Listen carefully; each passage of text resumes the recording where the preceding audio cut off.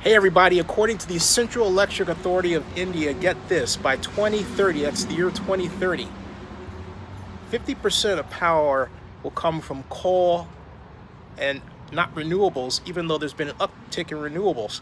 Now, this comes from Bloomberg, but what's not reported in the Bloomberg coverage is that the reason for the persistence of coal-fired plants around the world and their demand is that they're affordable, is that the energy is affordable. So the challenge moving forward is to make coal cleaner and yet affordable, because renewable energy, although more desirable from a climate change perspective, is far more expensive. The cost needs to come down in order for the propagation mathematics to work. Right now, the propagation mathematics don't work as they should, and there are a number of governments for not stepping up to the plate and changing the economics there. So that's the report. And for those who are paying attention to this in Oakland, with respect to the Oakland bulk and oversized terminal, it means that there still is a growing and healthy market for coal around the world. But I remind you, not just for fossil fuels, but also for the manufacture of steel, which is used in the development of cities. And that will continue for the rest of our lifetimes.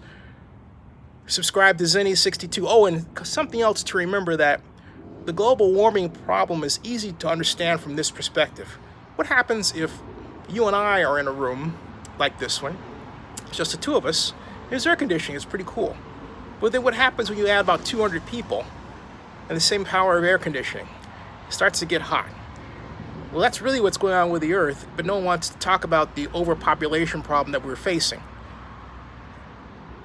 It's time to talk about colonization. It's time to talk about increasing education levels in other nations, so that by increasing their education levels, rates of education, the birth rates go down. That's been a statistical, pretty much statistical solid fact around the industrialized, urbanized world. For discussion to be continued, subscribe to Zenny62 on YouTube and bookmark oaklandnewsnow.com.